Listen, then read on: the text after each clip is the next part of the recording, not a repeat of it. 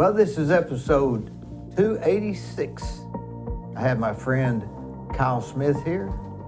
It's Brian Smith's son and Mike Smith's nephew. I'm not sure where this discussion is going to go, but I have a feeling it's going to be a real good one.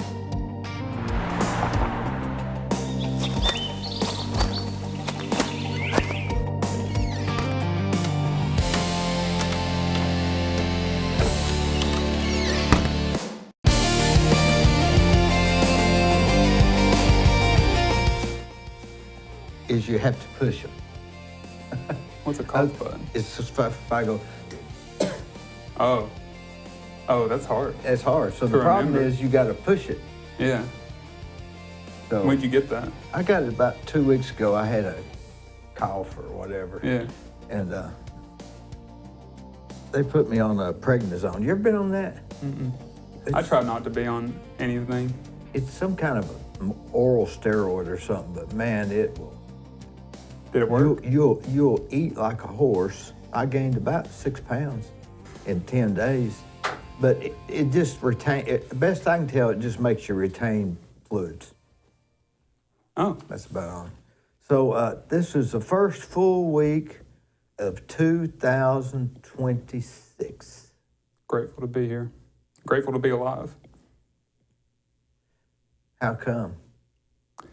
I probably within the past 2 years have started to really love life, be present, and no longer like living 5 years down the road, like living in the moment. I, for so often, neglected that and was chasing this like carrot. And I realized like, hey, I'm burning like everything that's like right around me. And so I had a breakthrough of, mostly around this. I was like, okay, Kyle, all this stuff you're working towards, you get it all. What do you want after that? You're going to want something after that. I was like, well, I'm going to want more time with my friends and my family. The things I can't buy, the things I can't go after. And that kind of just changed my entire perspective on life. How old are you? 29. That's one of the phases.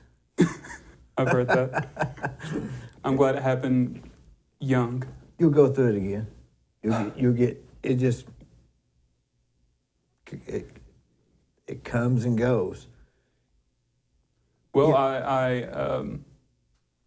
I laugh to myself because I'll go through a big moment like that and like, wow, okay, things are good. We're going to be moving. And then in the back of my head, buddy, this is you're going to go through something again. Like, this is not just skipping down the yellow brick road, all happy-dory. It's different phases, I call it, and they come back and they go back. You know, I have to live in a high pressure world, or I don't feel comfortable. Really? It's a disease, I guess. And Does it excite you or it calms you?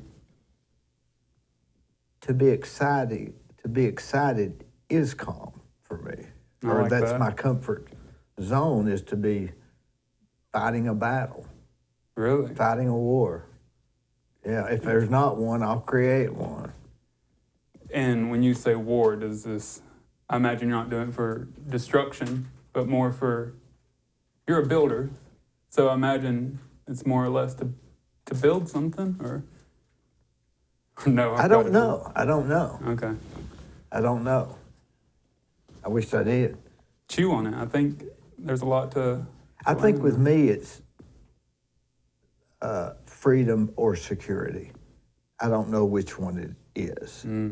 Maybe it's freedom because of security. I feel like those two live within each other. I've heard explained how they were different, but I can't really articulate how they're that much different. But they say that if you can figure out let's see, how am I saying this? If you can figure out what motivates someone, then you can use that to exploit them.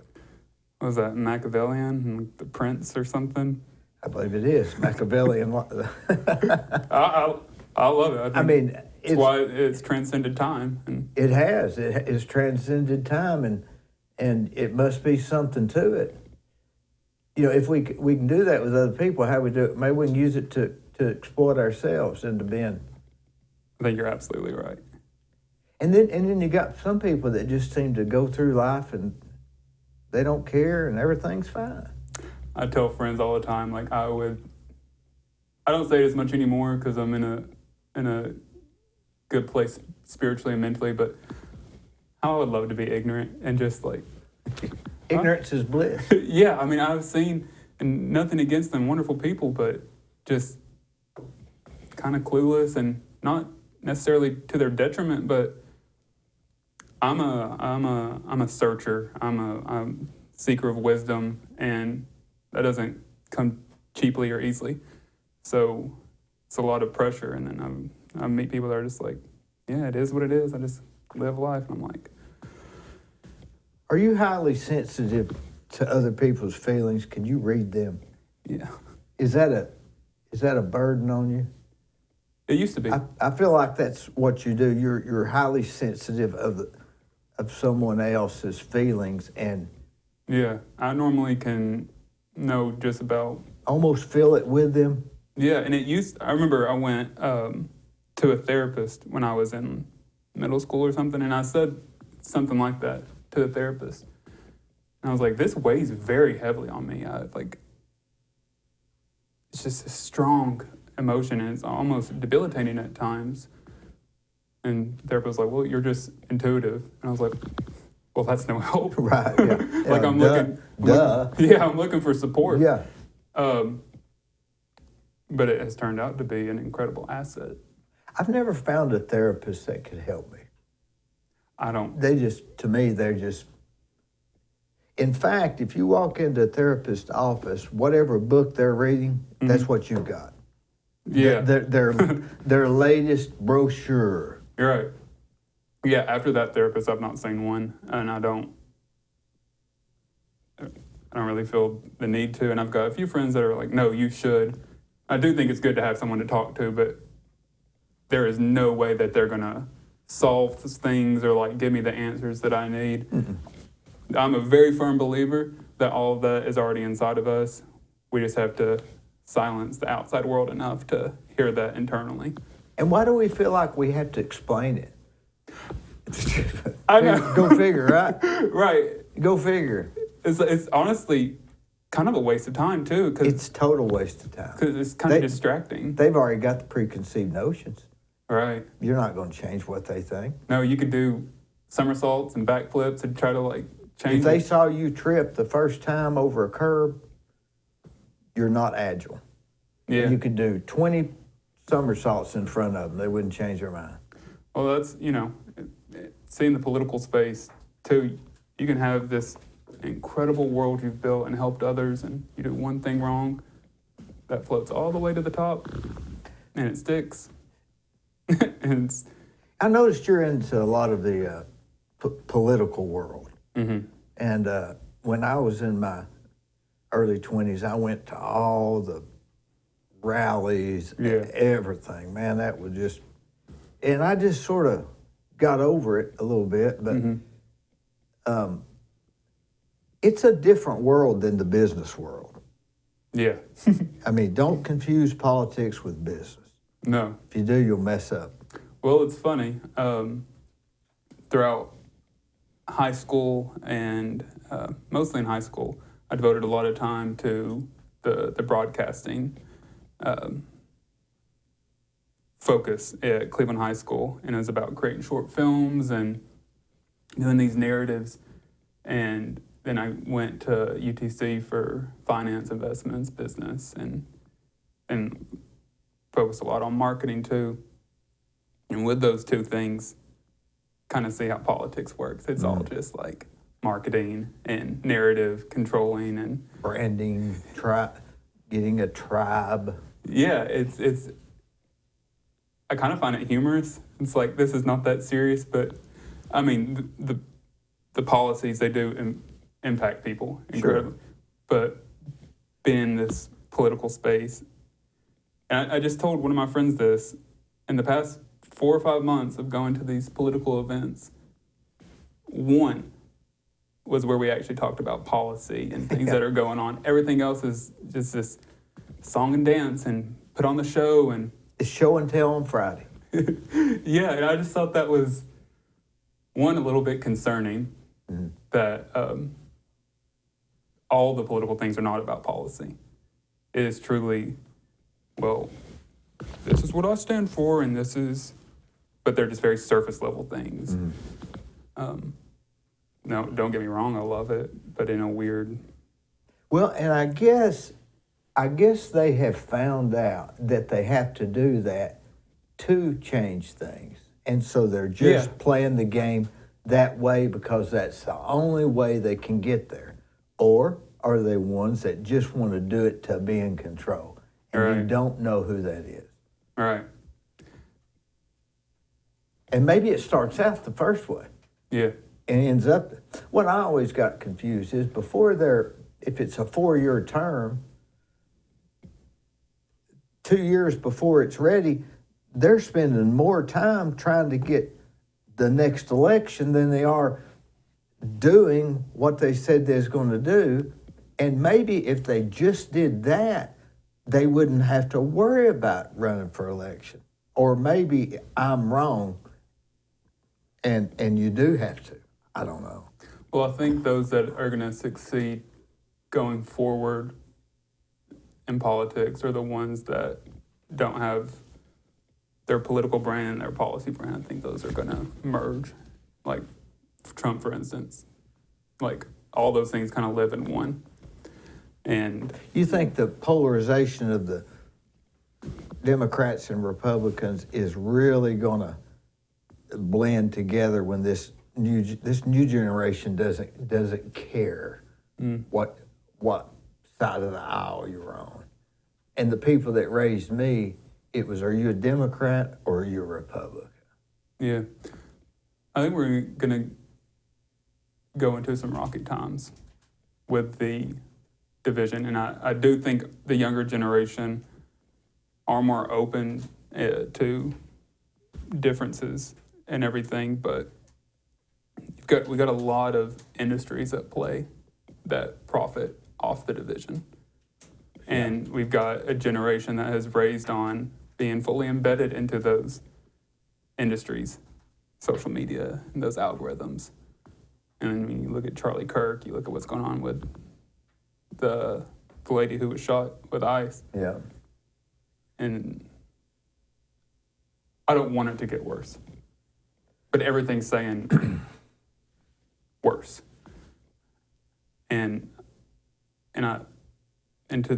It's funny in these political events I go to. One, we're not really talking about policy, that's its own thing. But there's just lovely people just talking and enjoying themselves and barbecue. yeah. Endless amounts of barbecue. Endless supply of barbecue. And then I had a friend text me yesterday or so, like, this side's so bad, that side's so bad. And I was like,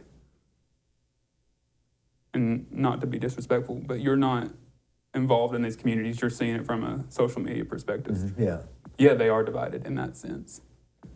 But if you just kind of think of it, generally, like, if you got a group of Democrats and Republicans together and they came to a church or something, more often than not, they're not going to be like wanting to kill each other and fight. They don't even really know who's But the social media and the media in general, and the Republicans and Democrats have changed so much. My grandfather was what I say was a Democrat, and then they became Reagan Democrats, and then you got your blue dog Democrats, and you got your Republicans, and you got your Tea Party Republicans, and all that stuff. And I don't know why we have to pick a side. I just don't understand that. It just drives me nuts. It's insane. People thrive off putting others in boxes, and I think a large portion of the population likes being in a box because it's comforting. Like, well, this is who I am. I'm in this box, and I have a tribe, a community, sense of community. But if you're a spiritual person, if you're religious, those tribes and groups don't really necessarily matter because we're all one per se. And my kind of driving spirit internally is we're more alike than we are different. And that kind of stays top of mind for me. But that in a world where, no, everyone's very separate and you've got this side and that side. It's like, well, what am I supposed to do? Well, you got to pick a side. And no, don't have to pick a side. Yeah, I don't. Don't have to pick a side. Right. And I've lost friends because they can't really hold that. While I do have a side that I do more align with, I'm not boxed into that and locked into that. But if someone's like, well, if you're in that group, can't do it. That's been a human nature, though, throughout, I guess, America's history, and maybe further. My grandfather's father. Now, this story, now keep in mind, my grandfather's father. So how many years ago was that? A long time ago. So there's this story. Nobody ever mentions them, but they always recount this one story. It was there were two guys at the county country church down at on Bates Pike, and one of them's name was King Randolph, and the other one was Walter Ornby. And so King Randolph was a Republican, and he wanted Walter Ornby to vote for, I think it was Roosevelt, however you want to say it. Okay. And so he indicated that he would consider it. And Walter had voted straight Democrat. So that was when these small communities, when they all counted the ballots together, I reckon. Well, when Walter came out of the voting booth, there was a hanging chad on it. So he takes a tooth and pulls the chad off and puts it in the ballot box. So King Randolph, after it was over, he goes to find that ballot that had the tooth mark. And he'd voted straight Democrat. Really? So it's still a story, remember the tooth mark. In other words, people don't really change what they're going to do. Yeah. So so that was going on then. My point is, we're not going to change it. 200 years from now, it's not going to blend together. People are just that. It's called human nature. Right. Well, I wrote about this in school, or I had to write about it. Keep talking. I'm going to get these. Okay. Just let it run. We had to more or less see if there was any power in our division. And what I said was, yeah, I think there is incredible power in our division, because that division really lets us spark ideas and share what our feelings are, and the way our government's split, we're able to bring that into Congress and vote on those things. And while it does get really intense and bloody, unfortunately, we have the beauty of being able to do that here in America. And a lot of countries or throughout the world do not. And while it's tough, we've got organizations that value that it's tough, we've made a lot of progress. And it's slower. Like if you think about China, their one-party system, they can, all right, this is what we're doing. Yeah. Good luck. Yeah. We have both sides that can debate these things. Maybe it's actually better. Maybe it's healthier to have the strong debates. Maybe it shouldn't be not there. Maybe that's good. I don't know. Right, and it's going to be different for every single person, and some people are going to value it, some aren't. But it's great that we're able to say that we value it or don't. And if you're in politics and you want to be able to affect things, I guess you better play that game. I don't know. Yeah, I don't know. There's a song I listen to. It's called "It's Dark but Just a Game," and it's kind of funny. But we were talking about a song when you came in. What was that? Who was that? George Jones? George Jones, High Tech Redneck. A High Tech Redneck, yeah. I don't want to say discovered, but I guess it was a discovery for me, of him a couple years ago, and I've been kind of digging into his discography, and he's a killer, man. Well, he was known as the best country music star for a reason. I mean, without a doubt. I mean, man. Hello, let's see. Not Hello, Darling. That was Conway Twitty. I get that one confused too. Yeah, same tempo, sort of. Yeah. What was the name of that song? It's of Conway or George Jones. He came to see her one last time. No, she came to. I know exactly what you're talking Lord. about, but I'm blanking on it. But I know I've got that album. There's another song on there about how he's aged 20 years in 5. Mm-hmm. The first time I heard that, I said, wow. Boy, he was good. This is incredible. And his one about, well, I'm just a bartender and I don't like my work. And that he just needs a honky-tonk angel. And the way he can, I don't know how to describe music like that, but the way he Did you ever see his reruns when he was on Hee Haw when he was young? No. Oh, man. Do the same thing? Just same thing, but just raw. Mm. Now, they called him Possum because he had that grin like a possum. That was okay, his that name. makes sense. That was his name, the Possum. What else do you listen to? I listen to all music. Good. All music. I can talk about all music. Anybody contemporary, or do you keep it? Oh, yeah, contemporary, yeah. That means new, right? Yeah. Oh, yeah, new. Oh, yeah. Yeah. Stephen Wilson, you heard of him? I've not.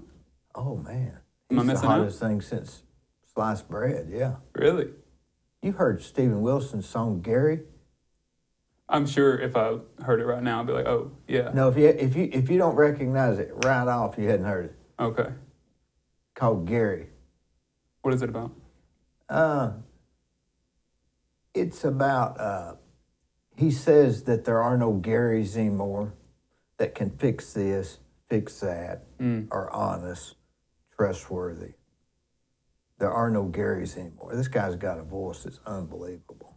When you listen to music, you listen to all of it? Are you more hearing the sounds or the lyrics? What do you? I let my brain hear what it wants to hear.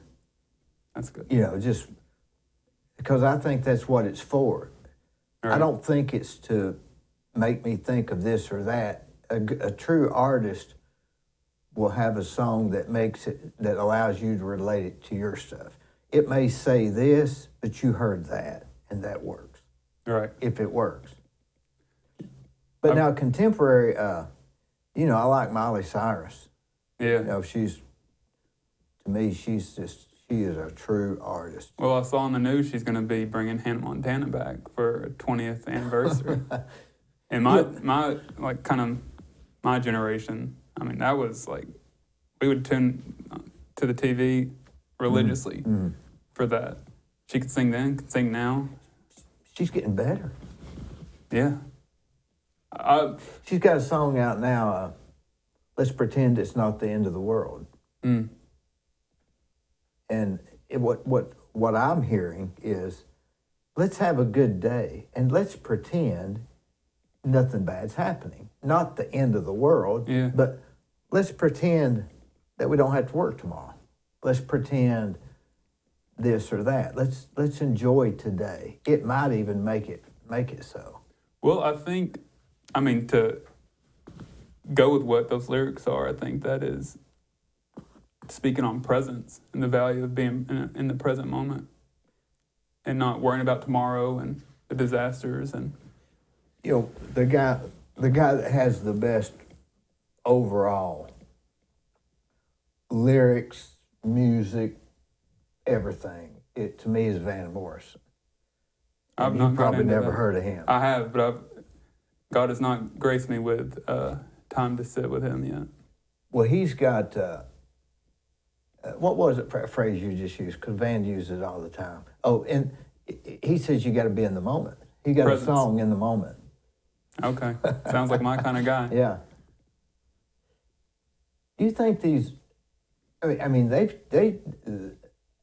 an artist can get up and write a song and change everybody's opinion on something. That's why they have these. That's why they have singers and stuff. That's why these big businesses and politicians court them, because they can move people. Right. Whereas a speech can't. You're not going to go down the road listening to a Donald Trump speech 4 times, but you'll listen to Miley Cyrus. Let's pretend it's not the end of the world. You'll put that on loop. Right, and that can get into your bloodstream. Oh yeah. Change your life. They say if you can control the nation's music, you can control the nation. Well, I've not heard that. That's powerful. I agree, because I've had so much music in my life that has. Well, it's a few years ago I got really deep into Joni Mitchell's discography, and just her ability to speak on things that so very few people speak on. She depresses me a little. Well, I was very depressed. I mean, I mean, it's a good message, but it's almost soap opera music, I call it. Yeah. Well, I'm a sucker for that. Yeah.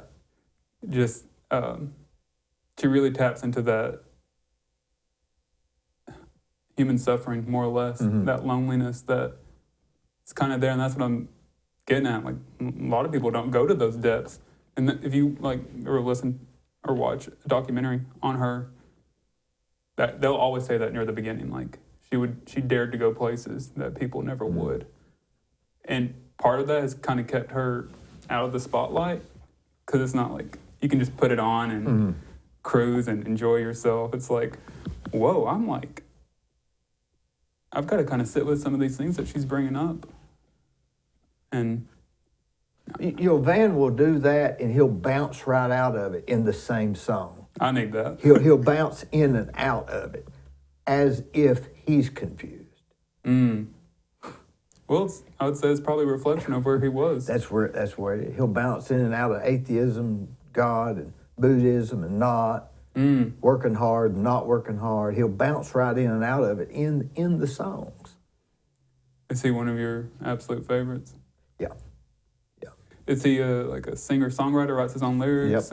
Yep. He's got about 450 songs.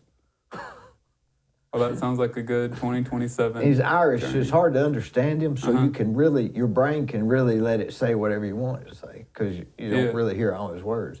Some songs he's got that they asked him in interviews, what does it mean? He said, I don't even know what it means. Right. He'll just,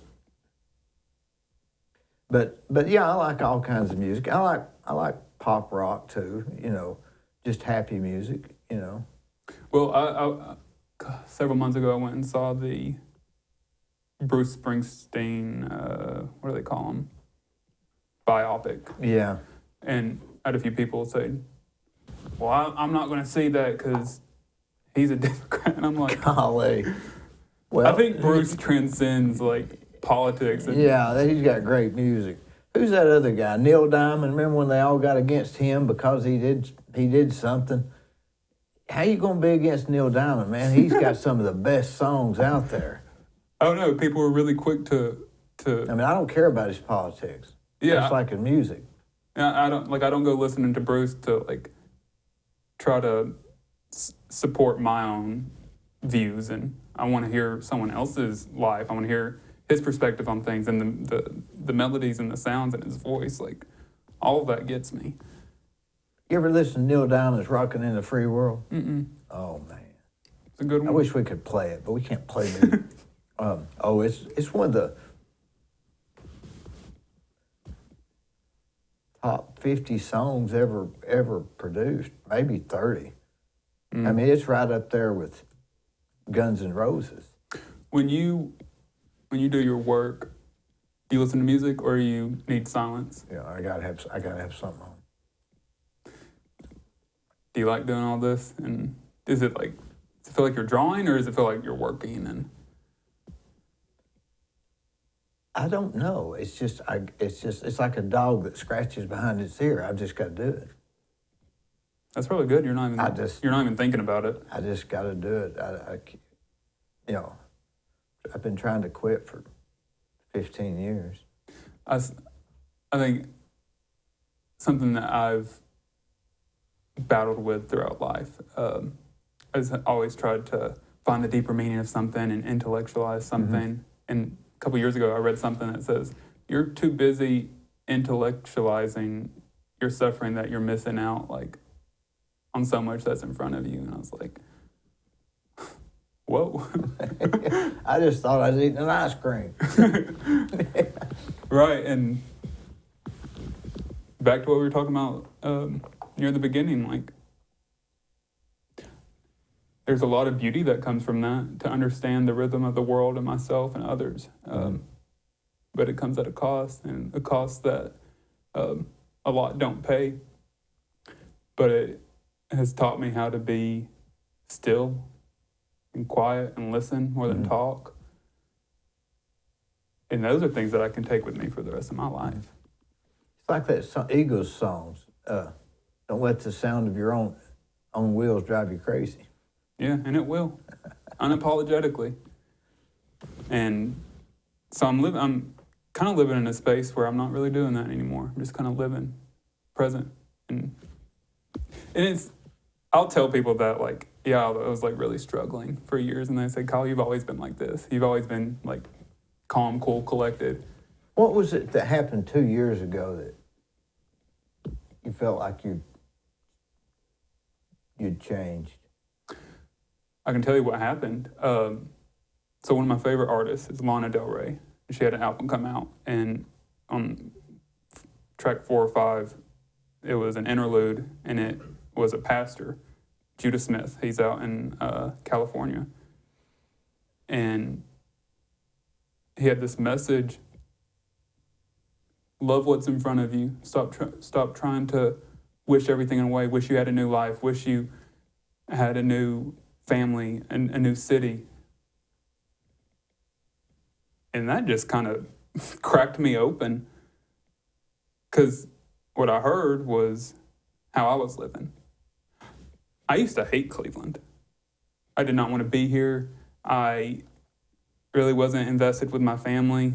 It was just because I had this vision of myself where just enveloped with wealth and status and all these very egotistical things. And I was chasing that at the cost of everyone and myself. And so listening to that kind of lit this flame of, hey, buddy, you're killing yourself. You are going to lose everything that is valuable in your life for chasing this. I told somebody a couple months ago, I said, I was chasing things that were going to inevitably kill me. And while it was in my head, it was like, Kyle, you can have everything in the world. Those are all very earthly material. What were you chasing, wealth? More or less, status. But at the same time, I was isolating myself. So How was you pursuing wealth?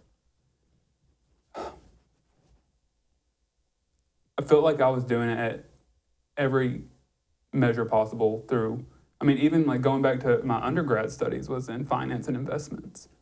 It's if I learn the stock market, I can fool everybody and get everything and trying to just tap into the rhythm of markets and make a quick buck. Well, that's still like possible. hedge funds and that sort of thing. All the Wall Street was Wall like Street, angels hedge fund. singing, and I was just like, it was calling me. And I do value everything I learned in that. But now I really don't. Can you do it all? Like what? What do you mean? Preserve family and friends and do that? think- Can you do it all? I'm asking. Yeah. I don't know. I'm just. I Can think we you do can. it all? I think this part of it is I had to dissolve my ego very heavily before those blessings could come to me. Because I'm a fairly intellectual individual and good at business and able to create a business. And You look like a finance guy. that's covered. But I was putting all that on top of things that were much more important than that. And now I'm in a space where that's kind of at the bottom of my list. It's like, okay, that's attainable. That doesn't matter. But back to what I was saying, I hated Cleveland. I wanted it to go away. I didn't think anything was here for me. And through that, kind of dissolving my ego in that sense, now I'd take 1,000 bullets for Cleveland. Everything in the world is right here. Things that I could never find anywhere else. And I have had such a blessed life growing up. And I just wanted to wash it all away. And so now I'm be here for the rest of my life and be perfectly okay. You're the prodigal son. Sort of the prodigal son story, you know, in the Bible. You come back to Cleveland. I guess everybody's done that to an extent. Some of them never did come back.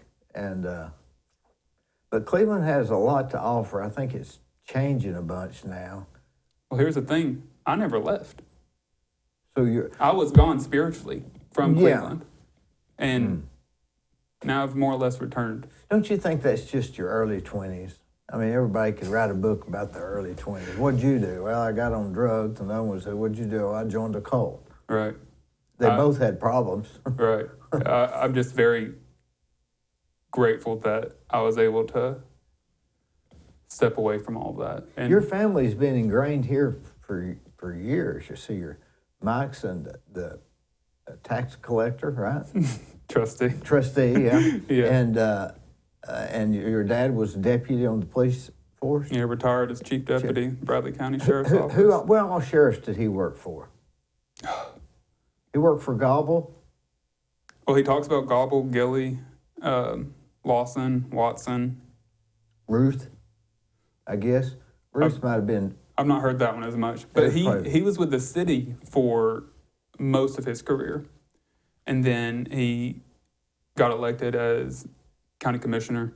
And then I don't know if it was, because I was still really young during all of that. He got appointed to be chief deputy under Eric Watson. And then things didn't really work out with Eric. And so when Lawson became sheriff, again, he was chief deputy. But it's funny, I didn't really realize that my family was so embedded into the political fabric and community of Cleveland until like kind of mid-undergrad in college. Because it was just so The norm. every day. I was like, my dad's doing this. And it's probably good that I didn't know until later, because with that ego so heavy, I would have just like ran with it. It's like, oh, look at me, look at this and everything. But now I see them as true servants of this community and that have created legacies for themselves and helped others. And I think that's incredible. If I could just get a fraction of that, I think I'd be doing. Well, you're doing it. You're going to all these political things, and I believe you're helping Marsha Blackburn. Is that right? What would you do? Oh, Marsha Blackburn for governor. Yeah. She sat in that chair. She did. For 20 minutes. She didn't stay long, did She she? didn't stay long. She's a busy gal. And I know we're trying to get Tim Burchett here. I've done everything. He's become insanely popular. Well, I called Alan Jones, told Tim Burchett in person, and Tim Burchett said, okay, have him call Will, and Will will set it up. And I emailed Will, and he emailed this lady, and she said, we'll see what his schedule looks like. And now crickets. Mm-hmm. Well, I'm decent friends with his right-hand man. It's not the Will, whoever Will is? No, it's not Will. And I messaged him twice, but I think... Do they not realize who I am? They sure don't. And I said, well, Marcia did it. Yeah, Marcia, yeah, but they didn't have any qualms, right? Just crickets. No, crickets. But he just got appointed to the chair of the Doge subcommittee in D.C., so I think, that plate is... It's got to be full. Yeah. It's got to be full. But he's from Knoxville. Yeah. He's just 60 minutes away. He spent a lot of time with him and his... So you know him personally? I noticed I don't on the have his internet... phone number to call him, but... I noticed you had some pictures with him. Yeah, I do. In the brown jacket. Yeah. His signature jacket. Yeah. Can you imagine you're trying to be known, and all of a sudden you're known for the jacket you wear? You just never know. It's the most random thing. What's going to be, right? What's going to take.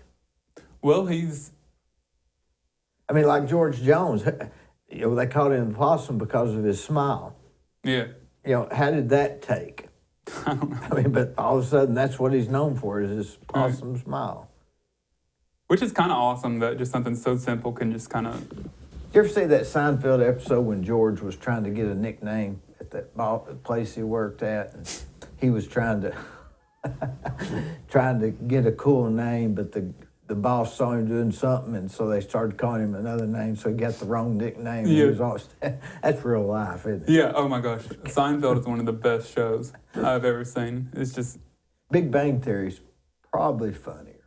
Probably. I've not watched that, but my mom, loves it. Oh, I'm telling you. Big Bang Theory's funnier. Have you Not by much. Have you seen, what's her name? Julia Louis-Dreyfus, who's on Seinfeld. Oh, yeah. She does Veep. Have you seen Veep, where she's the vice president? No, but I just don't want to see her in another role. It'll mess my mind up. So I can only see her as Elaine, and I only want to see her as Elaine. I thought that, but imagine Elaine 10 times worse, just crazy, and says what's on her mind. That's Veep, and it is. Well, didn't she have a thing where she was on another sitcom between that and the other one? That I don't. Hopefully, and I'd like to see it. It was it didn't take off that good, and she was a little more, I don't know, risque, I thought. Anyway, I liked Elaine in Seinfeld, and it's like seeing Jethro Bodine on you can't see him. Who's that? The guy that played on Beverly Hillbillies, Jethro? Oh, Jethro. Yeah, he had to stay with Jethro. Very few actors can play different roles. Some get stereotyped for some reason. I try not to think about that too much because I'll watch a bunch of movies and I'm like, oh, Kyle, don't get too locked into that one character that they were really good in. Right. And so try to turn that part of my brain down. I think the true actors never got stereotyped like that.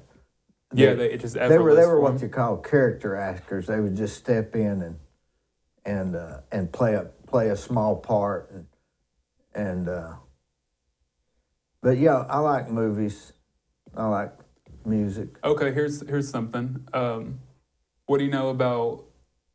This is like a nerdy thing for me. What do you know about the old movie theaters of Cleveland, like the Princess and? I'm too young for the Princess.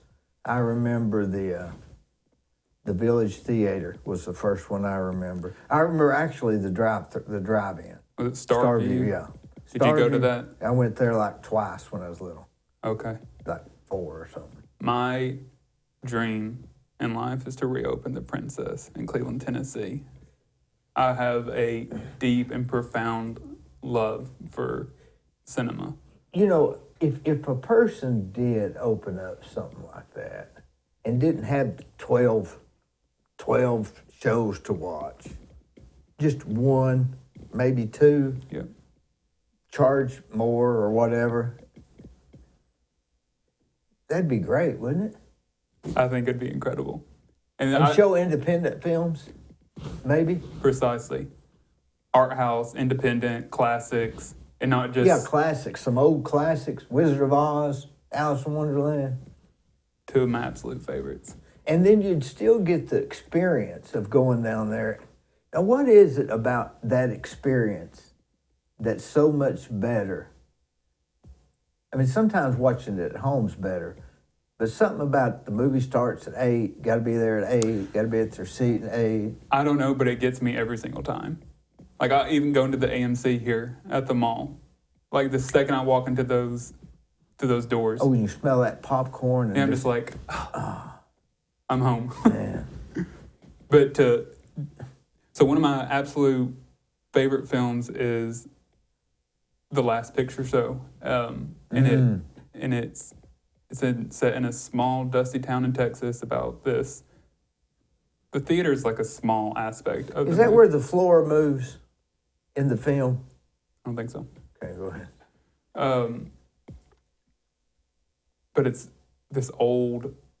Basically, the whole town's kind of changing, and what was there is that really anchored the town. People, places started disappearing, and that movie just kind of resonated deeply with me. And thinking about the loss of cinema, small art house theaters, and how those used to be anchors of the community.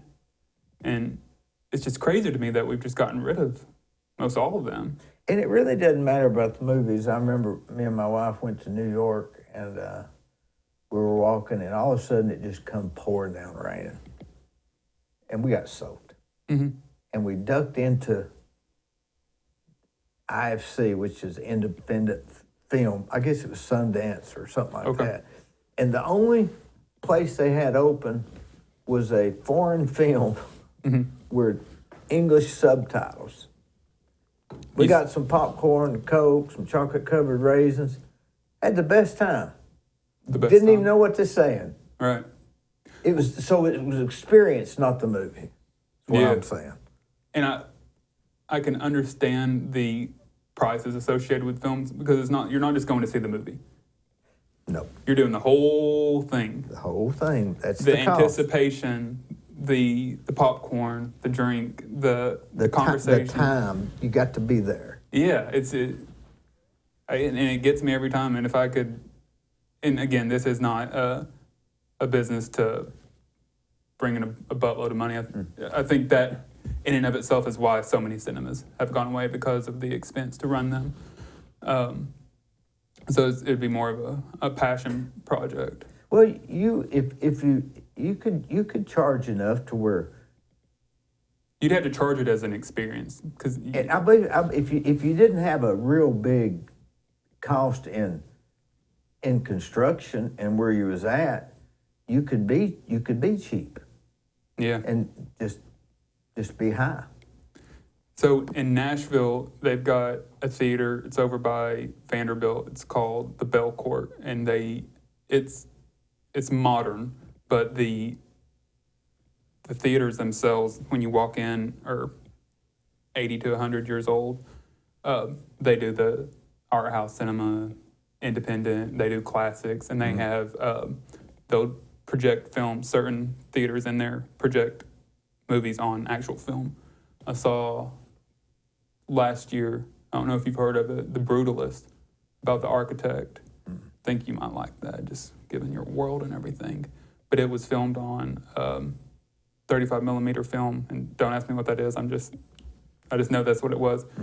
and you could hear the projector in the back running while you were watching it. Yeah. And it had that film grain that you just you can't get anywhere else.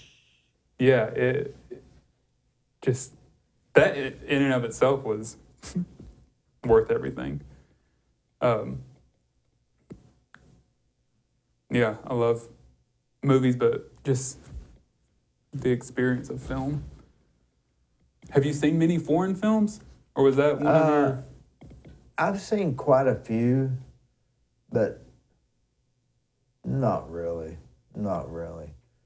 I'm more, and I don't go to the movies hardly ever because who has time, you know. All right. But I know the experience, and a drive-in theater is a pretty good experience too. Yeah. You ever go to them? I went to a few in Athens because we didn't have the Star View when I was growing up, and I wasn't really like present. I was just like, oh, this is kind of stupid and silly. Now I think I'd love it, man. Yeah. Get a hot dog. Right. Yeah. Oh, what they call it, you know, they also have a saying, a movie hot dog and movie popcorn. Because you can't get that taste at home. No. It's a different thing. It is. If you served a movie hot dog at home, you wouldn't eat it. Yeah, nor would I want it. But at the movie, man, give me a movie hot dog. It's kind of like a ballpark hot dog. Right. It's a different. Those things that I've got a really close friend, and she's got a really complex diet where she really values local whole foods. Yeah. But she said recently, God, I would love a ballpark hot dog. Don't even want it, but just yeah. Well, when you don't eat stuff like that, it makes your body want it more. You're better off just to eat it whenever you want to, and then you won't crave it. Right.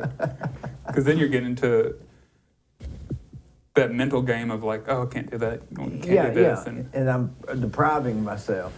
Right. Then you create this whole narrative internally about can't have. And, right. I think she's pretty much doesn't even want it anymore. But I went on a similar path a couple years ago. It's like, no, I can only eat the highest quality and the best of the best. And then kind of just worked down my nervous system. And then I was talking to her recently, and she's like, your diet's changed. I was like, well, I think I was trying to find peace through high quality food when I just needed to calm down. And now I can, and I mean, I did a lot of that because my gut was out of whack.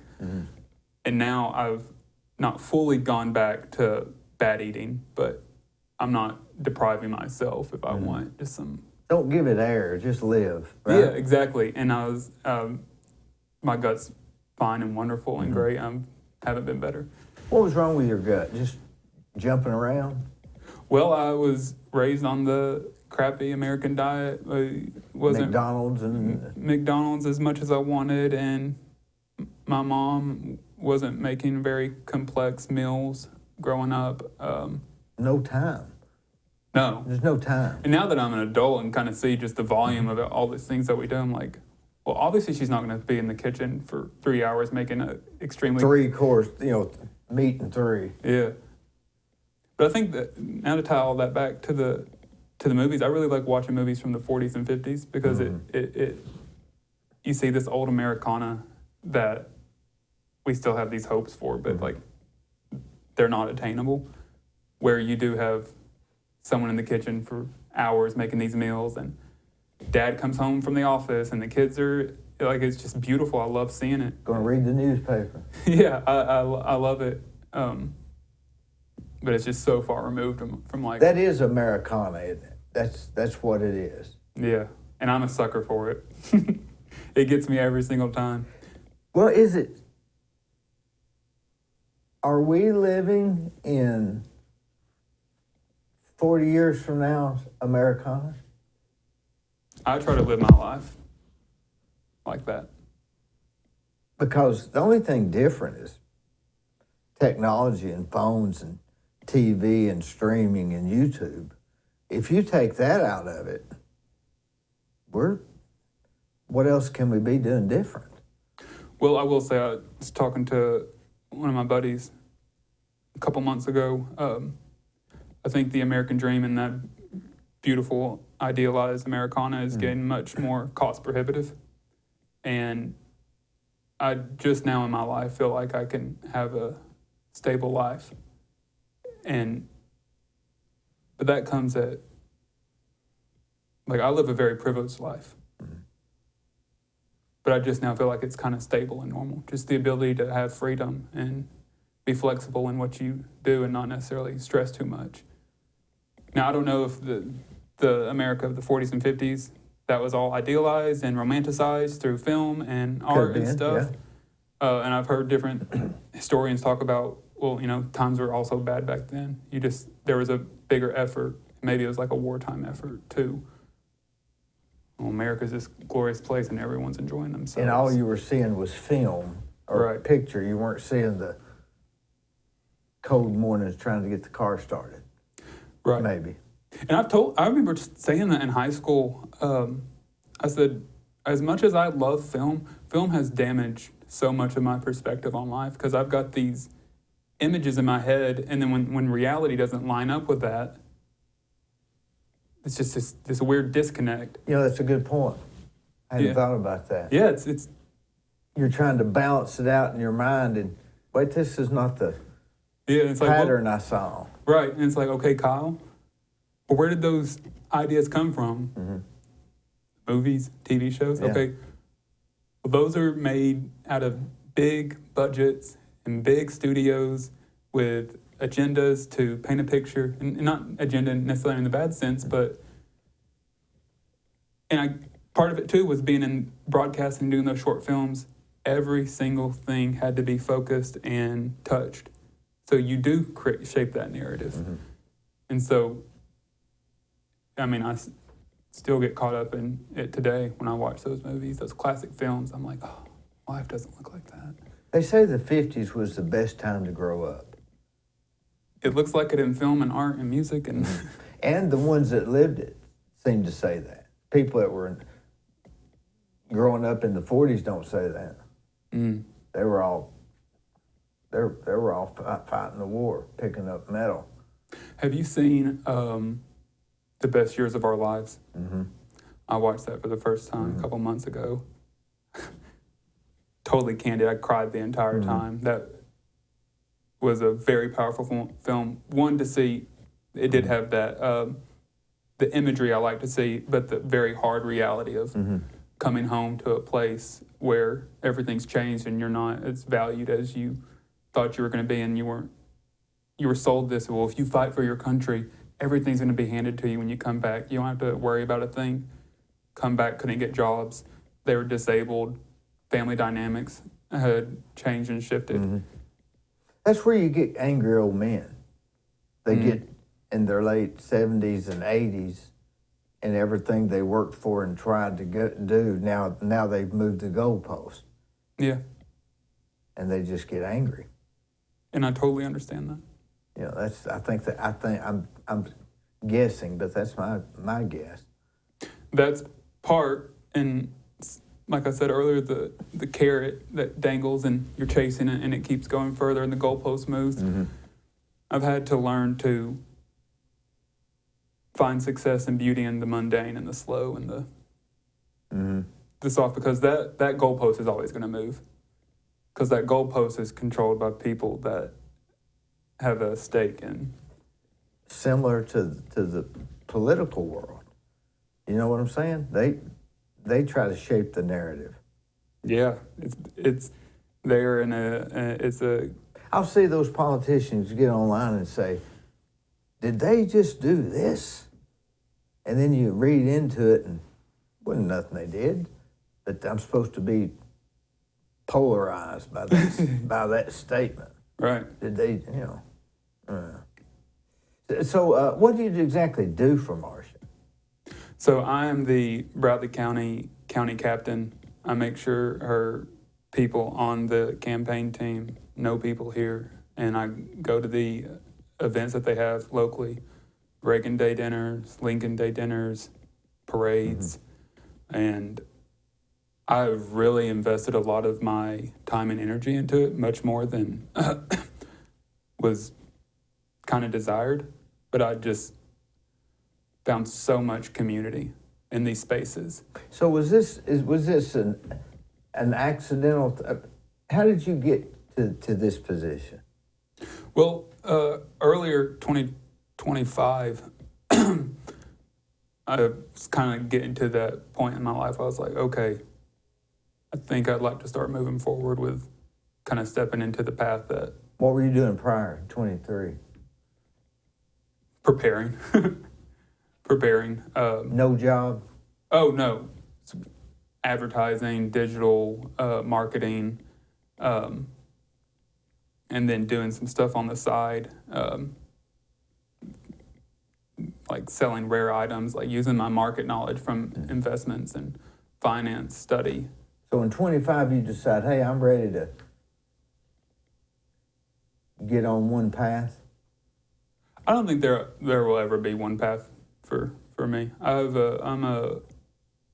a multi-layered, complex individual, and I, like I said, always kind of had that enigma part of me because of it's got a lot of passion for life, and I like being involved with different things, and that's a struggle for a lot because it can't really place me in a box. Mm-hmm.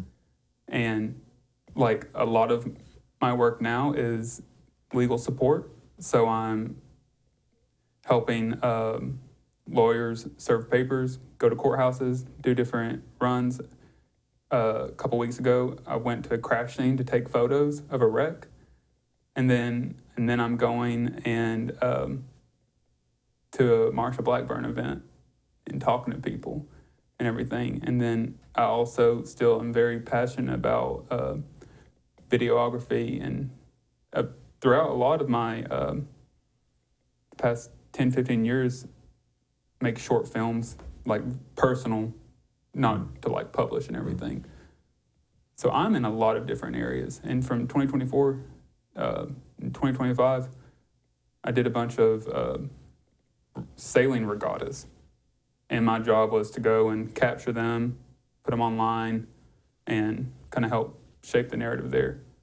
I'm all over the place. Absolutely like jack of all trades. Mm-hmm. And I love that. But there is more or less those things in one way or the other kind of work together. I've got the business background and legal studies background to understand high value complex things, but I also have the creative background to help create stories around those complex things. You're stacking talents, mm-hmm. basically. Yeah, and I think we're designed for that. Do you have communications with her, or do you talk to somebody else? I've not really. I mean, I see her at the events. Mm-hmm. We'll have brief talks, but it's a big organization, I'm sure, right?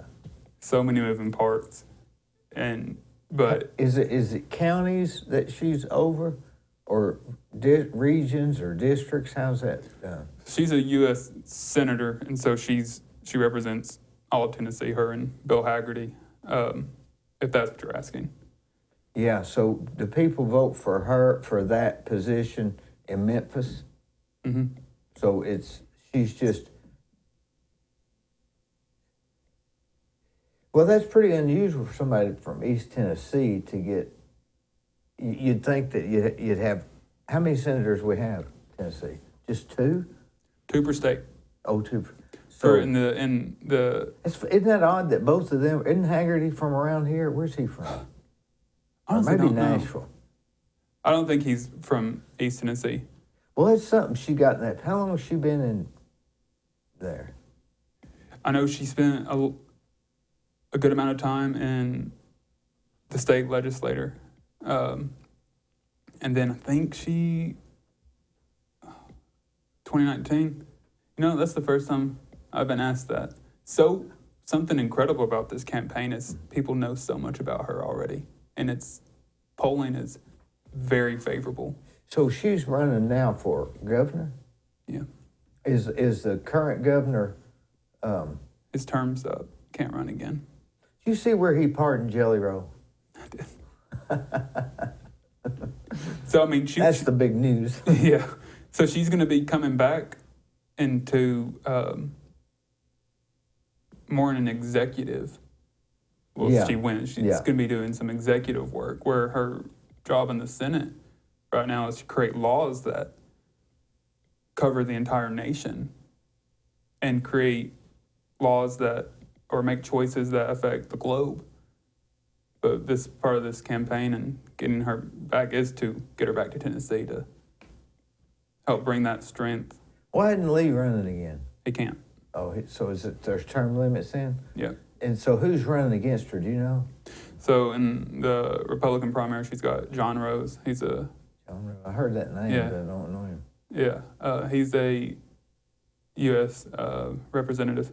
He's in the House, and then you've got a state representative, Monty France. He's with Tennessee, and then on the Democratic side, you've got a handful kind of oddballs. And you've got one, Jerry Green from Memphis. She's kind of the larger. Is Charles Van Morgan running again? I've not heard that name. I don't know. Well, a campaign like that would cost millions. Yeah. Just seeing what we do in Southeast Tennessee. If you didn't have any money, you couldn't win, could you? No. You just couldn't even get it. And that's the... You couldn't even get a newspaper ad out. No. I don't know how you'd do it. That's one of the... you couldn't. You remember, you're too young, but I remember when Lamar Alexander walked across the state of Tennessee in a plaid red shirt. That's how he won. Really? What, door knocking or just I meeting think he people? just walked down the street, if I remember correctly. Really? Lamar Alexander. Yeah, they got a picture up in Charleston, City Hall, where he came through Charleston. I will say, I think politics have always been about who can pay for it, but I think we're going to get... Or who can get attention and do like Trump, let the media be your attention. If you can do that, well, that's one of the beauties of Marsha's campaign. Then you got to claim you've seen UFOs, ride a skateboard. Yes. So if you have the media on your side and they've got a good picture of you, your campaign gets much cheaper. But it's still extremely cost prohibitive. You could have the best person in the world that can solve all the problems and do everything. That means nothing. Not a thing. And that's really kind of the story of America itself. It is a pay to play. And those who can pay get to play a lot and get to say how others play or attempt to play. And if you're going to be in it, you just got to play that game. Learn how that game's played. Just like playing, a board game. You got to know those rules and play within those rules. Right. And I'm of the kind of state of mind where I've got people. It's like, no, it's all wrong. We need to destroy this and start over, and it's not representative of our actual ideals. Good luck. Yeah, I'm like, well, and I hate to be the one to say well, it is. It kind of just is what it is. Mm-hmm. Where things can change. Yeah. They may very well change tomorrow, but more likely than not, they're not going to. And if you can learn to navigate those systems. You obviously think Marsha would be the best for the job, right? Absolutely. Obviously. Yeah. When's that election? Primaries in August. Oh, that's not long, is it? No. Man. In our Now, primary. do you have the same job that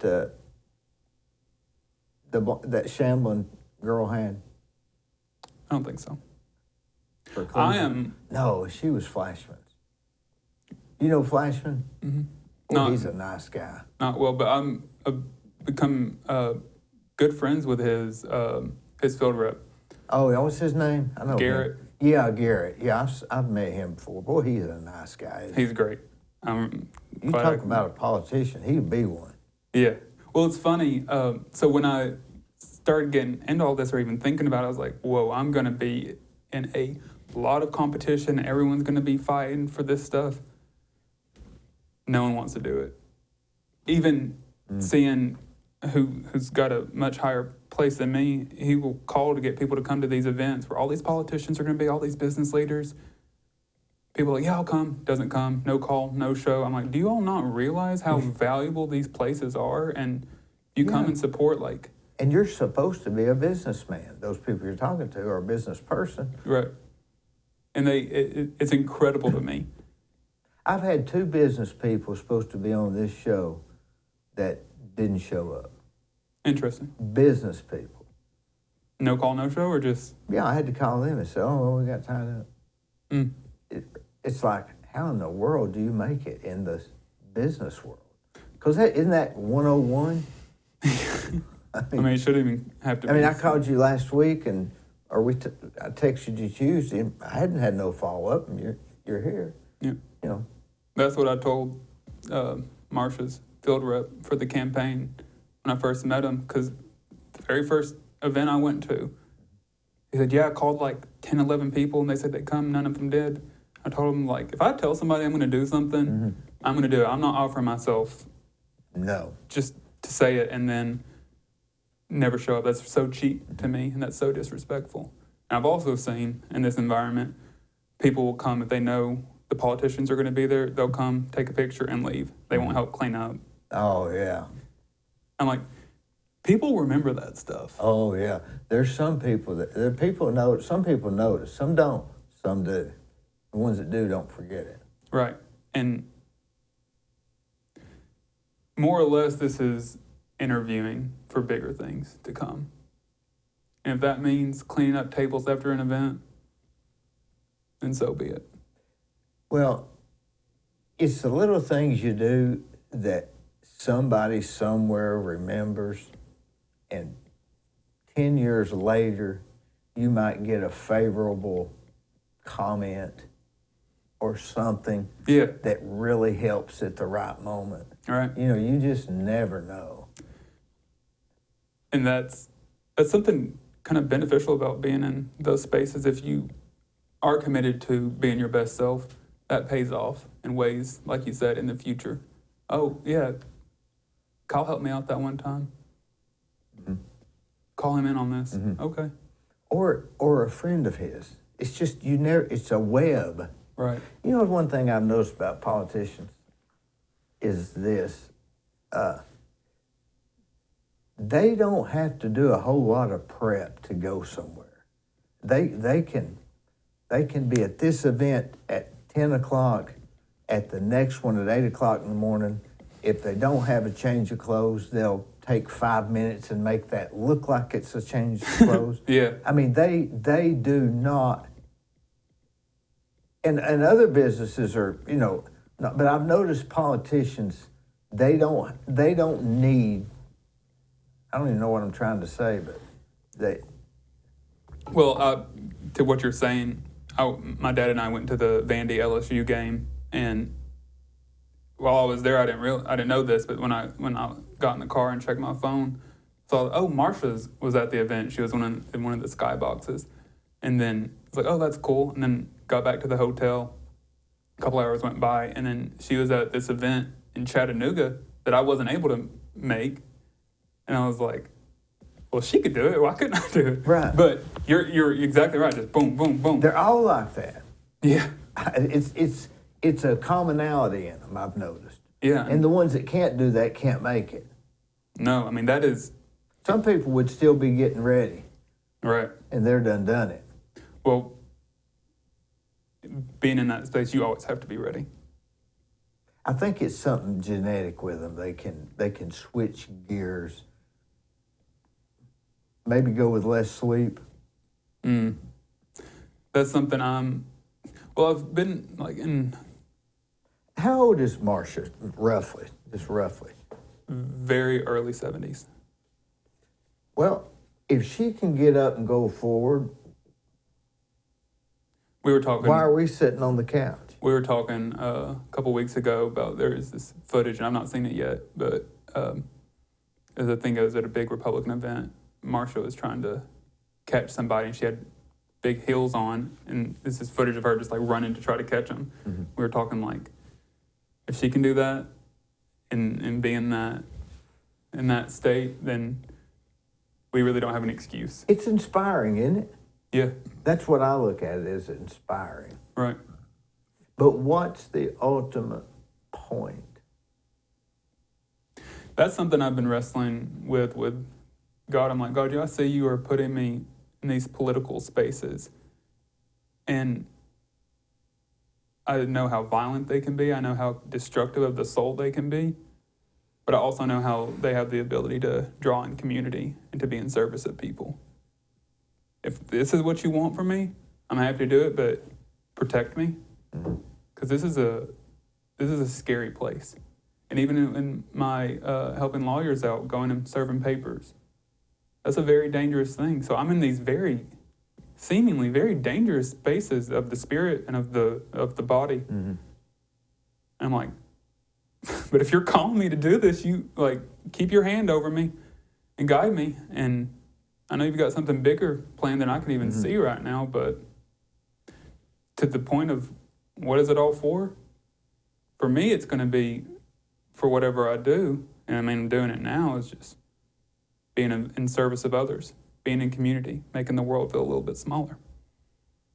This guy used to cut my hair. His name was Raymond Woods. He was a real smart guy. Mm-hmm. And I asked him that same question one time because he was real smart. I was going to get his answer. He said, Dee, we're all standing in mud. We're just trying to not stand in as much mud. Yeah. I like that. I thought, well, that's an answer, it's not flamboyant, but, so in other words, I'm going to work hard and I'm just going to not stand in as much mud. Right. But I think that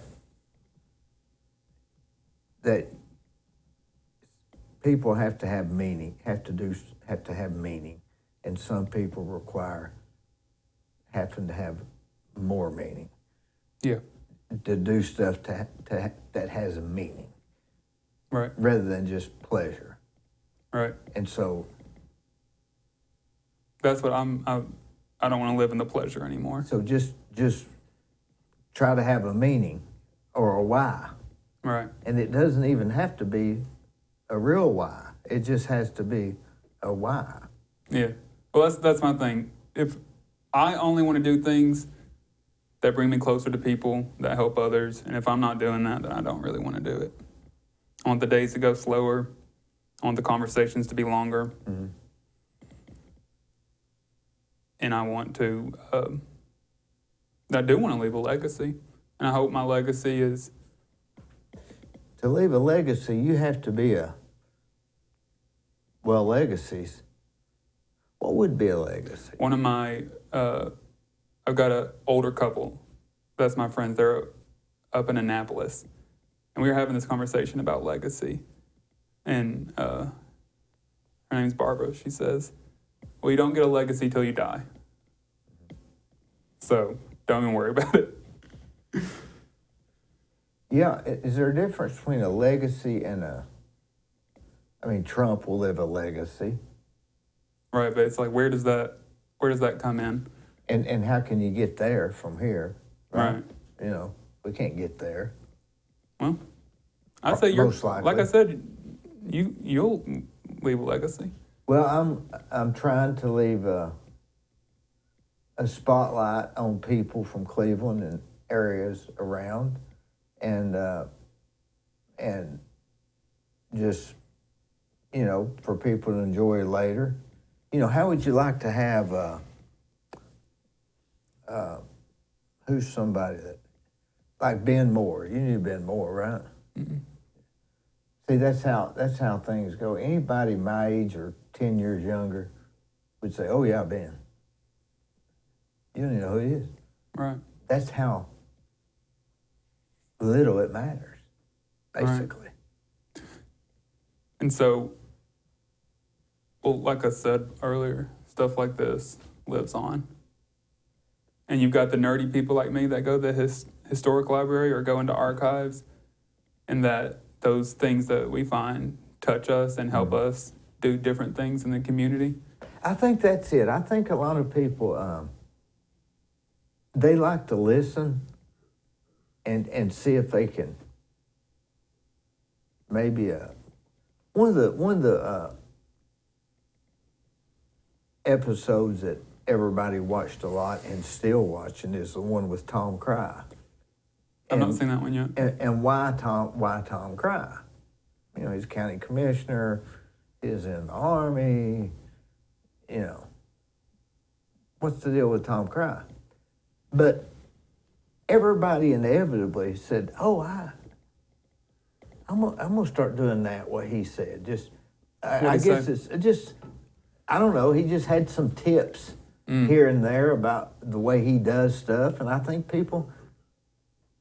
I will say, I think one of my main goals in life, and I just kind of, over the past couple of years, come to this realization, if I can help people live more present, in alignment, not worry as much, that's legacy enough for me. And I think I can do that through conversations, through politics, through short films I make. I'm working on one right now. It's called An Inquiry into the Grace of God. And it's going to be more or less a testimony. Who's doing the inquiry? Me. Everything that I've ever made I've done it all. The editing, the videography. So you're the, what do they call it? Is the film in the third person, or are you the one walking through doing the inquiry in the film? So this is kind of a second piece to something broader I'm making. I'm making something like that I kind of want to make throughout my entire life and call it Inquiries. The very first one I did was called An Inquiry into the Price of Time. That's when I was really battling with, I was feeling like everything in my life was slipping away because I wasn't living in the present moment. Mm-hmm. Inquiry into the Grace of God is going to be about my journey to finding that relationship, and through what I went through and the life that didn't serve me, and how I was able to get silent enough to hear his voice. And I don't know what the next inquiries are going to be. But I've found that any time that I've made a piece of art has been in a time where things were feeling really pressured. In a way I was able to get stuff out is through creation. So you're maybe filming the phases. Yeah. And so I think maybe I'll do 8 of them throughout my life. What times, I don't know, but it more or less will show my life. This guy wrote a book, and I read it. Raymond gave it to me. He used to give me homework, that guy cut my hair. And it was called The 7 Tattoos. And it starts out, the guy's older in life, and he's looking in the mirror. He has his shirt off, and he has 7 tattoos.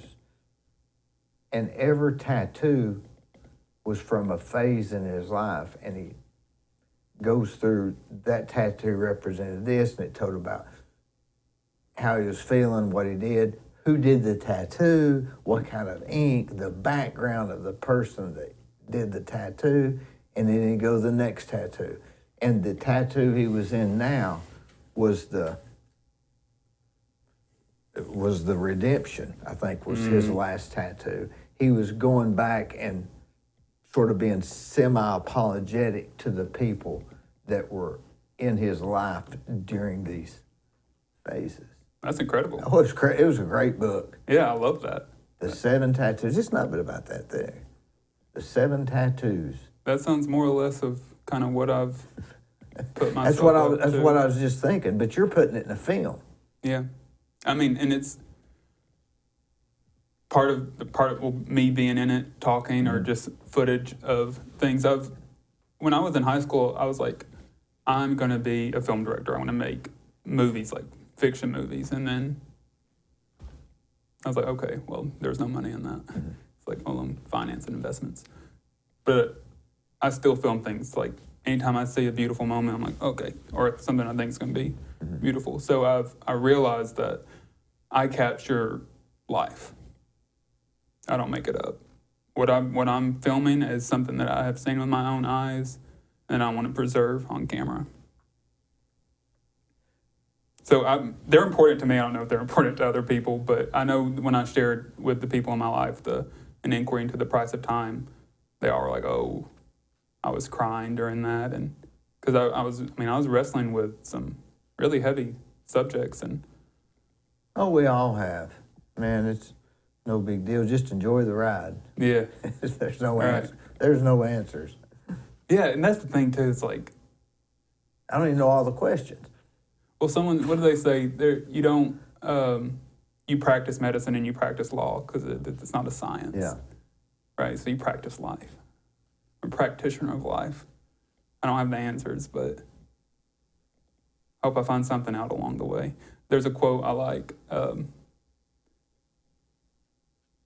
No wise man ever wished to be younger. I think about that all the time. Well, I don't know about that one. You wish you were younger? Yeah, I wish. But that's not going to do any good. Mm-hmm. I have to look to people that are older and still going after it. Right. Like Marsha Blackburn, Right. Trump, these contractors that are 65 and still building, looking for another development.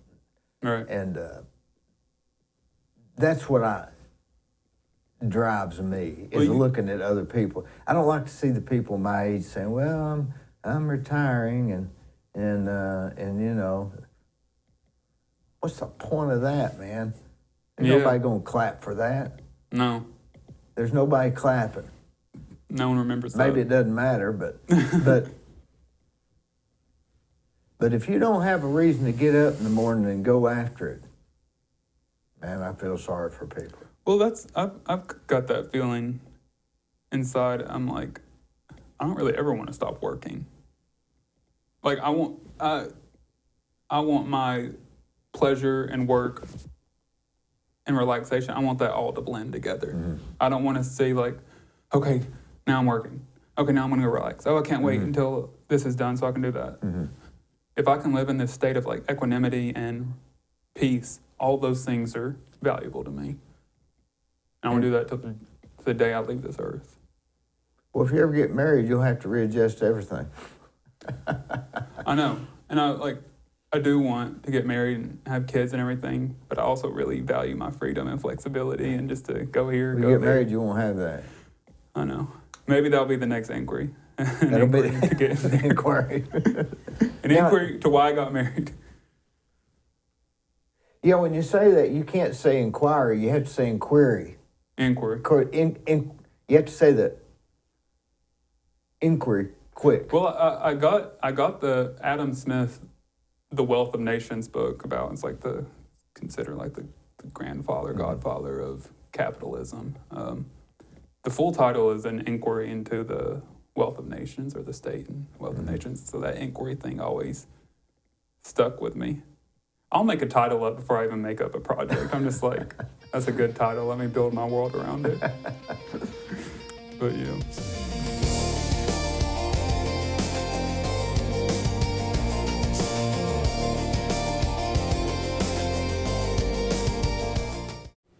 Whenever you read a story in the newspaper or see something on television about somebody getting arrested, you naturally assume they're guilty. Unless the story's about you or someone you love, then you'll think differently. And you'll want a lawyer who will defend you. My name's Scott Canavis. If you or someone you love has been charged with a crime, call me. I'll return your phone calls, I'll work on your case, and I will defend you.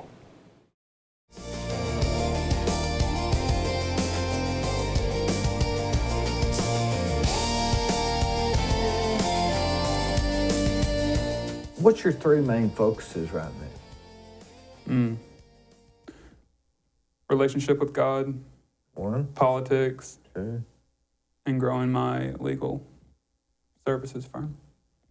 I think you forgot the main thing that's your main interest. What? Film. You may be the next Quentin Tarantino. You know, I've been thinking about that, not about being the next big guy, but it is so a part of my life that I don't even think about it. I'm like, wonder if I am like completely disregarding. What you talk about most is what you are. And you are whatever room you're in. You ever heard of that one? You are who you are in the moment. Yeah, but I think what you talk about most is who you are. Not that that matters. It's just if you want to change who you are, change what you talk about. Right.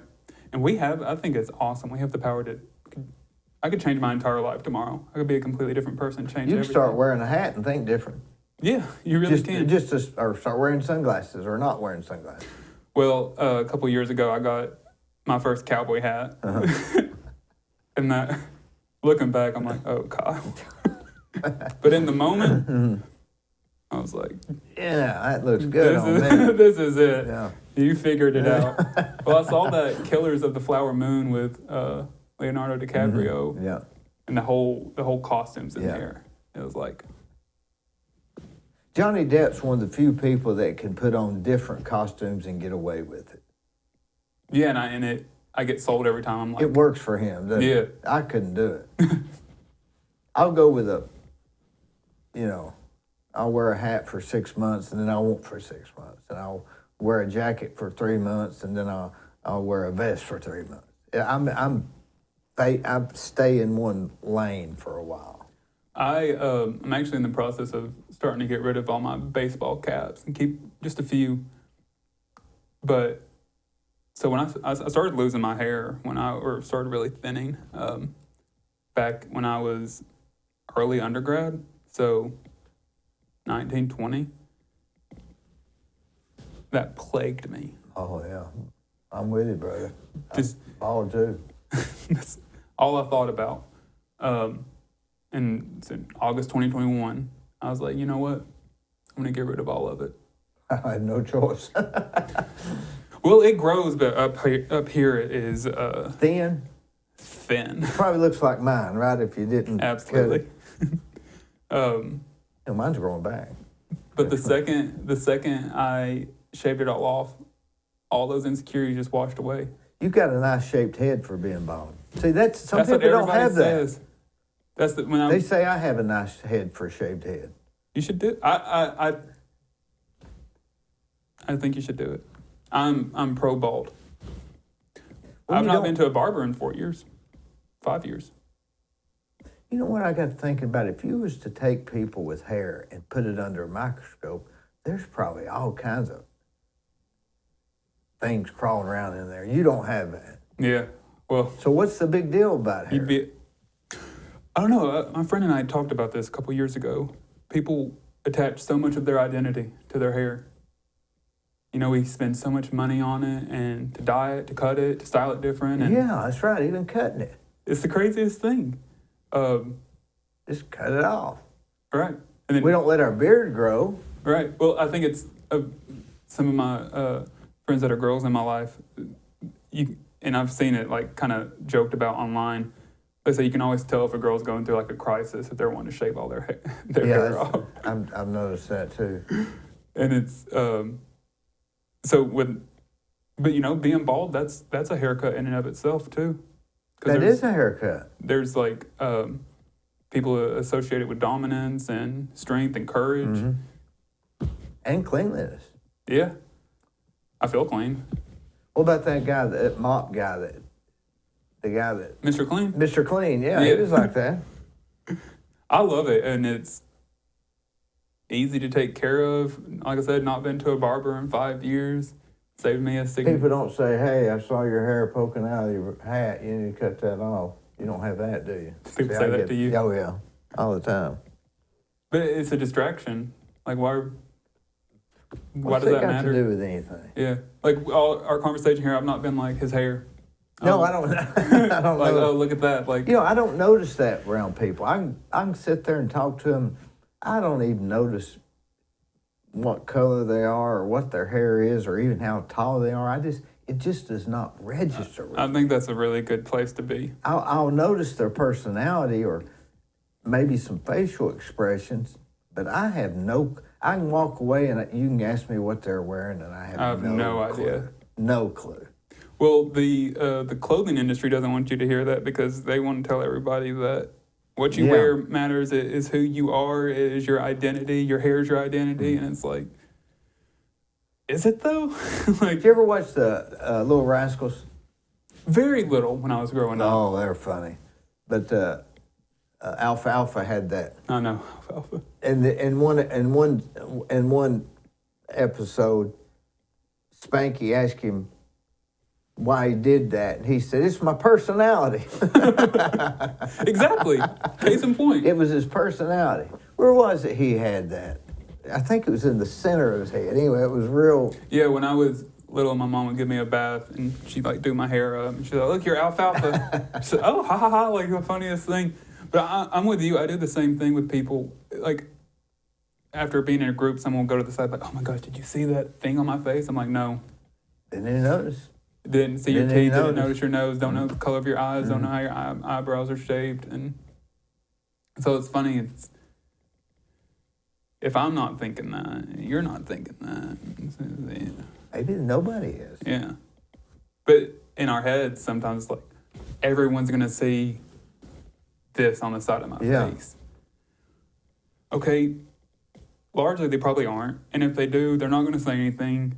And if they are thinking about that, then something I heard a couple months ago was if you are thinking that people are going to think and notice all these bad things about you, but they've never said it, that is your own internal monologue that you're saying these bad things about yourself.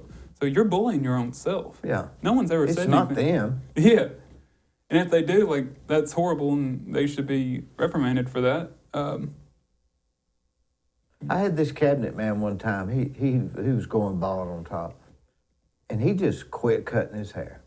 He just didn't cut it no more, and his hair was sticking out there. He didn't even comb it, and it actually worked for him. It worked out. It worked. It made he was unique. Yeah.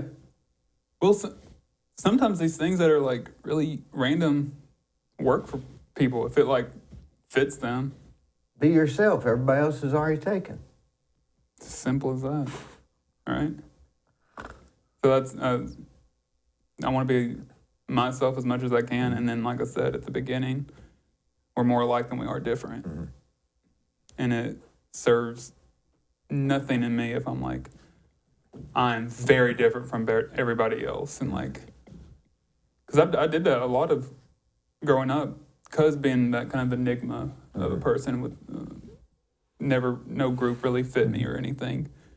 I had painted this identity of myself like I'm so different from everybody else.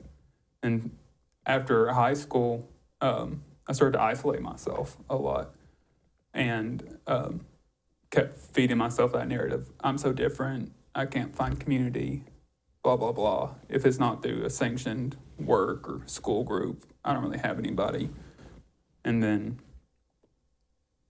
past couple of years, I'm like, Kyle, you need to spend time with people. You're not that different. We're Everybody's weird, man. Yeah, exactly. Everybody's messed up. Yeah, and you don't realize that unless you're spending time with people and you're sharing your life story and you're talking about the things that plague you. And it's like, well, if I know Joe right here is going through X, Y, Z, and I've gone through Z, now things don't seem as hard. Right. He's doing okay. I'm doing okay. That's my brother. That's my sister. What's that song by Sweet? Mama's all right, Daddy's all right. They just seem a little weird. I don't know that, but it sounds about right. Surrender. That's Surrender. The name of the song is Surrender. That's one of my words of this year is surrender. You want to listen to that song by Sweet? Yeah. Was it Sweet Gwen? Had that song, Sweet Surrender? I can't remember. I think it was Sweet. So, one of your goals between now and August is to get Marsha Blackburn elected, right? So if she wins the primary, there's not going to be any Democrat opposition really of any considerable No. force. So she pretty much has it at that point. So now through August is making sure that people are voting for Marsha Blackburn. Have you seen the stickers? Marsha, Marsha, Marsha? No, I hadn't seen Yeah, those. that's That'd be a good one, though, wouldn't it? My car, my office is littered with Marsha, Marsha, Marsha stickers. It's from the Brady Bunch and everything. Oh, yeah, I remember that. Marsha, Marsha, Marsha. That's where they got the Russia, Russia, Russia, right? Oh, I didn't know that. Oh, yeah. Do you remember the Russia, Russia, Russia hoax? No. The Russia hoax? Oh, I didn't know about it. They said Russia, Russia, Russia. Yeah, that was a play on Marsha, Marsha, Marsha. Well, now Marsha Blackburn has commandeered that ship. And She's from Knoxville too, right? Or where she live? I think I don't know if she was raised in Mississippi, but I know she spent a significant time in Mississippi. Where she live now? I think she's For got some reason, I don't want to think Knoxville. No, I don't think so. I don't think so. Maybe Brentwood, kind of south of Nashville. But she's got to live in D.C. for a lot of the year. I'm glad the governor pardoned Jelly Roll, but there's probably a whole bunch of people just like him that need pardon too. So I'm this summer I'll have wrapped up my master's degree in legal studies at Vanderbilt, and in my criminal justice class, that was one of my least favorite classes because I had this idea like, okay, criminal justice. That's not right. It is littered with everything but justice. That's absurd. Who can make the proper deal? Who knows who to get this out? If you're the defendant, if you plead guilty, even if you're not guilty, just to lessen your chance of being on trial. Because if you lose, you're going to get this. You're right. It's very bad. Yeah, very bad. I don't know who can change that. No, it is. It's so the way it is that it's just not possible to be changed. And I think about like all the work I've gone through spiritually and in my religion and everything. Like, no jail could do that. That all has to be internal. And we've got so much of our system that creates criminals. There's people in jail for 30 and 40 years that did something insignificant when they were 22. They're still there. I mean, who doesn't do stupid things in their 20s? Yeah, it's a rite of passage. I mean, a little marijuana or whatever, and resisting arrest, because you didn't open the door or something. Right. They stacked the charges on you, and now you're in. So one of the main concepts in criminal justice is is deterrence. Well, we have this very complex system that can devastate so much of your life, and that's supposed to be a deterrent from doing crime. Well, if you see that, oh, hey, use my friend Joe here again. If Joe did this criminal activity, now he's in jail for 20 years, and when he gets out, he's not going to be able to live like a normal, active citizen. Does that not deter you? I think it deters me, but people still do those things. Or was it a gray area? So many of these things. Well, that's fundamental in what we Right. The very first day in school. I mean, and my legal studies degree is supposed to be just a fraction of what a JD, a law degree, is. It's like there is no black and white in the law; it is all gray. And it's like, well, this is exciting. That means I won't do bad on the test because it's all gray. But it's also like these are real people's lives that are impacted by this gray area, and that gray area may go black or white depending on the day or on the whoever your judge is, whoever the prosecutor is. And so I was like, I don't really like this whole criminal justice thing. Now I was raised around the criminal justice system because of my dad's work, and then now my cousins with the city, and I've got the utmost respect for law enforcement and everything, but just the system itself. That they're not really in the thing we're talking about. They're just policemen. enforcing the law. Right. So it's, The court system is where it gets messed up, I think. well, I had this. My friend Rich invited me to go sit in on a court session just to watch it all, and I went in and sat in the theatrics of that entire day. It was just 2 hours I was there. The DA, the lawyers, the jail, the judge, and you've got these people that are waiting to get their name called who've some had a traffic violation, some was on drugs. Right. Domestic something. Yeah, and I had this thought. I was like, should I start a court? Because this is, look at all these fines and these fees and this stuff, and well, we'll let it pass if you pay $250. Yeah. What am I paying for? Right. Like, what does that represent? Did I break the law or not? Right. And then you gets into this kind of philosophical thing of what does it mean to break the law? Who creates the law? Yeah. Right.